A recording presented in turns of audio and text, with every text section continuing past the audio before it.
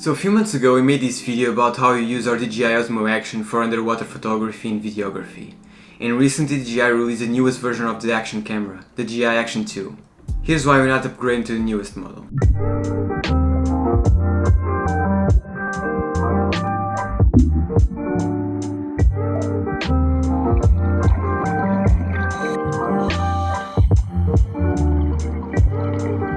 So their new action camera features a new modular design.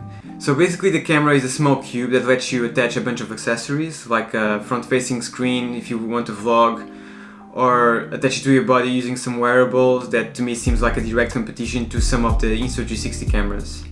There's also an improved video stabilization with horizon lock, which we have seen in some of the GoPro action cameras. And finally an overall improvement of the camera specs, and I'll let you shoot 120 frames per second in 4K. So the reason we're not upgrading is that for our action camera needs, which is basically underwater stuff or any other occasion where we're not comfortable taking our Sony A7 III with us, the original Osmo Action is more than enough. We don't need the latest stabilization, we rarely film in 120 frames per second, and if we needed to, the original does it in 1080p. And regarding the most interesting feature, which is the ability to attach the camera to places using the magnetic strip, we can probably get away with it with the accessories that we already have, and then wouldn't be compatible with the newest camera. Also, it comes at a price point of 600 to 800 Australian dollars, depending on the version that you get, which is still a lot of money considering that we have a perfectly capable camera that's only a couple of years old. Also, the original retails for 350 Australian dollars, and it's still an amazing camera that I would recommend in 2021 if your budget is limited. And this is applicable not only to the action cameras, but also other stuff that DJI has released recently, like the Mavic 3. I think our Mavic 2 Pro is still an amazing drone. iPhones, I don't need a new iPhone every year. Or even the newest Sony cameras. For our use, the A7 III is still perfect. Of course, there's some features I wish I had, like a flip-out screen for instance. But at the end of the day, I think our craft wouldn't improve with an upgrade. And if I'm going to be honest, I'm each year less and less interested on the release of any new products. And that's because of all the hype that surrounds them. Some years ago, the hype and the expectation were fun, but nowadays they seem to be the default marketing strategy for everything. And every time there's a new phone, camera, drone or laptop, you see YouTube inundated with videos from all the creators you love and trust talking about how good they are. And then all the other tech YouTubers buy the same products in order to test them because they don't want to feel left behind. And it's kind of a snowball. But don't let this strategy trick you because it's all marketing. While I admit that I would love the opportunity to work with some of these brands, these creators are also creating a huge disservice to you, making you think like you need to have the latest and greatest piece of gear every year. You don't. We've been guilty of buying pieces of gear we didn't need, thinking they would make our videos better. They didn't.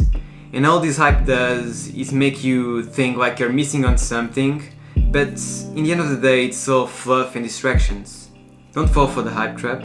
Now we have a more minimalist approach to gear, and in the end of the day we just ask ourselves if any of these minimal tech advancements would improve our photography or videography. Most of the time it's a no.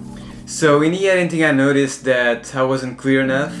What I meant was that there are things that are far more important than your camera specs, like composition, storytelling, etc. And those are worth investing your time on. Let's go back to the video.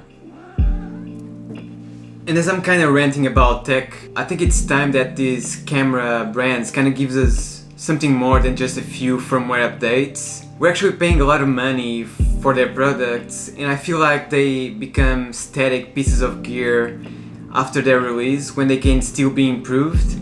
I feel like the new software features of new cameras could retroactively be implemented onto older cameras.